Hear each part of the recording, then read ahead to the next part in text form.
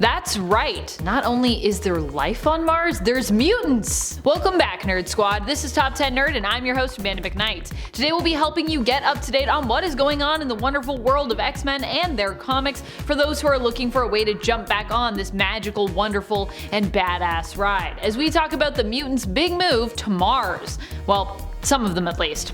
Join me to find out just who is on Mars and why as we count down the top 10 X-Men you didn't know were from Mars. Number 10. Arakko Prime. While Arrako is a place, it's also a mutant itself. Arrako is the island nation that split off from Khora, creating two separate entities, Krakoa and itself Arrako. Arrako is where the mutants of that side of the land resided, but it also itself is a sentient piece of land and a mutant, much like Krakoa.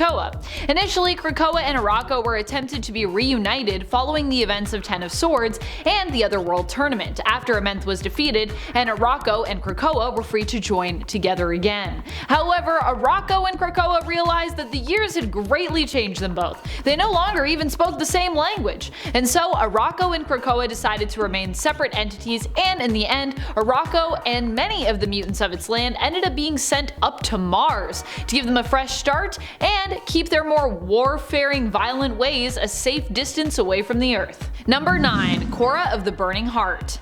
Khora of the Burning Heart ended up joining up with Cable and his resurrected team of exterminators. Khora was the only Iraqi mutant to appear on the team. She appeared alongside Cable and the other exterminators in Cable Reloaded Annihilation, which is a part of Al Ewing's The Last Annihilation story, spanning across various titles, which sees the cosmic heroes of Marvel unite to take on Dormammu. Khora herself is basically a furnace of power and can use her energy to give others a power boost. Although because she is from Arrako, she typically prefers to keep her energy for herself to use to bolster her own strength and her own abilities. Cable had to encourage her to share. Khora ends up being recruited into Sword at the end of her adventure with Cable and the Exterminators, but I think it's safe to assume she likely goes back and forth between Sword's home base of the Peak and planet Arrako, aka Mars.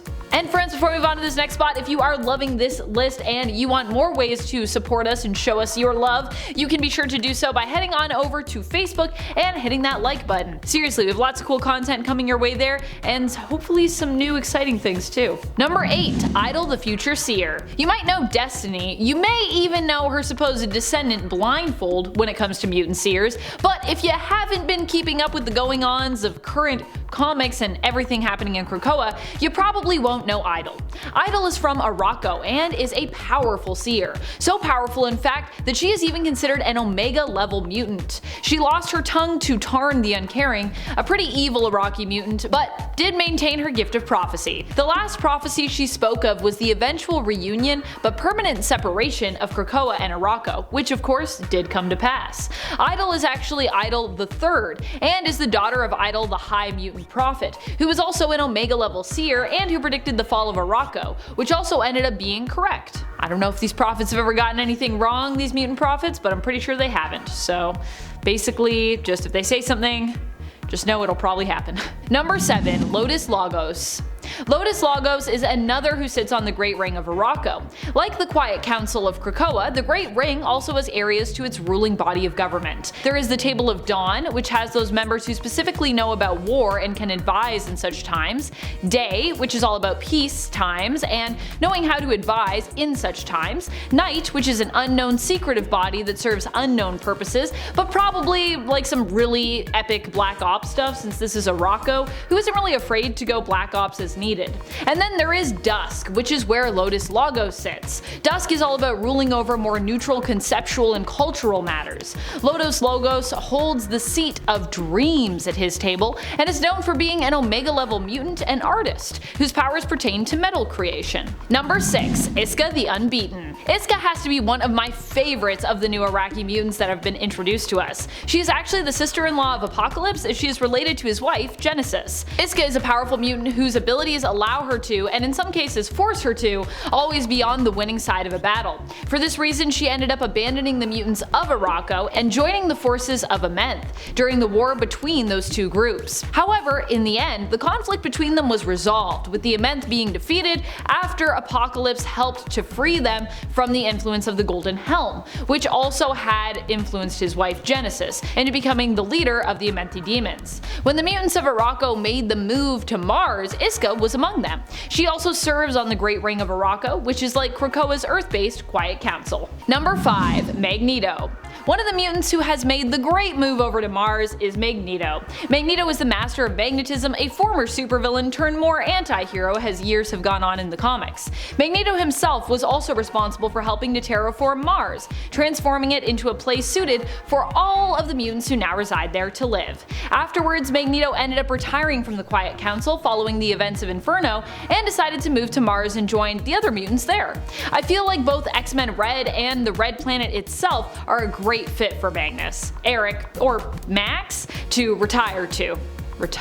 Take your pick when it comes to Magneto's names, by the way, although he seems to be settling with Max for the time being, as seen in X-Men Red issue number 1 anyways. That's how he introduces himself. He's like, nah, don't call me Magneto, just call me Max. And I feel like this will possibly be a very active retirement for Max in the end. Number 4. Latuca The Knower. Latuca The Knower is one of the Arrako mutants who sits on the Great Ring of Arrako. Latuca, like so many mutants of Arrako, has a really cool and specific mutant power. They have the ability to know the location of everything that has a location to know of. It's also possible that this knowledge extends beyond the universe and is actually multiversal as well. Without Latuca's help, Arrako would not have been able to move to Mars, as their precise knowledge of location was necessary to help teleporters move the entire sentient mutant island, which is also, of course, a body of land.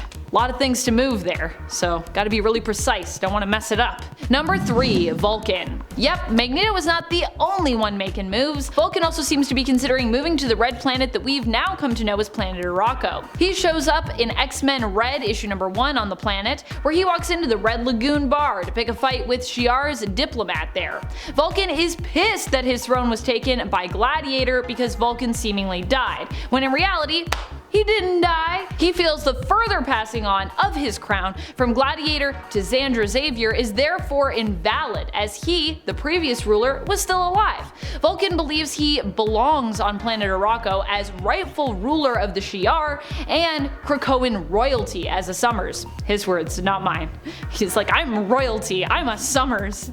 I don't know if that makes you mutant royalty, bud. Is that what we're going with now? He gets into a pretty fantastic fight with Roberto da Costa, aka Sunspot, who owns the Red Lagoon, and John Proudstar, aka Thunderbird, who has recently also returned to life.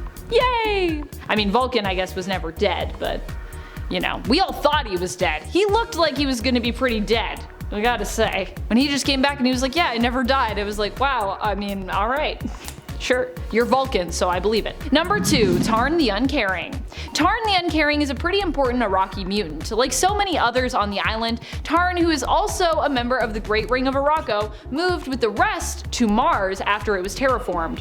Tarn is known for being a major antagonist, especially in the recent Sword series where he played adversary to Storm. But Tarn also shows up in Hellions, where he ends up as an enemy of the Hellions, or rather, they end up an enemy of his after being tricked by their leader, Mr. Sinister, into stealing genetic samples from Tarn and his Locus Vial, which he didn't like very much or appreciate. Tarn is an Omega level mutant who also possesses magical abilities. One of his prime powers is the ability to alter mutants' genetics at whim, which is pretty crazy, I gotta say. Those are some powers you do not want to mess with, someone that can just mess with your genes all willy-nilly. Number 1. Regent Ororo The Storm. If you haven't been around for a while, you might not know just how much hype Storm is getting in the comics, and hype rightfully deserved. One of the major shifts we've seen for her character is in becoming the Regent of Mars, aka Planet Arrako. This isn't just a title that was given to Storm either, she actually had to fight for it, and fight she did. She fought against against Nameless, a member of the Great Ring of Arrako, and known as the Shapeshifter Queen, in a trial by combat. The two fought against one another in the Arako arena known as the Circle Perilous. Nameless took the form of Storm in her prime to fight against the real Ororo, but this failed when Storm froze her. Rather than simply surrender her title, Nameless chose to die in battle instead, while Storm proved that of all versions of herself, she was the superior. Storm became the ruling regent of planet Arako and took her rightful place on the Great Ring of Arako, being the first and thus far I believe the only mutant to have ruled on both Krakoa's Quiet Council and Arako's Great Ring. And at one point it seemed as though she might have been doing both at the same time, at least based on the order of my reading. I'm not sure if that was continuity thing or if that is actually what happened. Transitional times. Though of course I will admit my continuity could be slightly off there, so she may have just left the Quiet Council and then gone to the Great Ring. Storm can do it all. She's like, I could do this, don't worry. I'll rule both these things, help you guys, no probs. Who are some of your favorite Martian mutants? Do you love the move to Mars or are you against it? Are you like, no Arako, how dare you? No mutants, how dare you take Mars? How do you think the terraforming and claiming of Mars will play into the future fight between Avengers and Eternals and X-Men? Let us know in the comments below. This has been Top 10 Nerd, and I'm your host Amanda McKnight. Thank you so much for watching. Until next time, you stay nerdy, YouTube.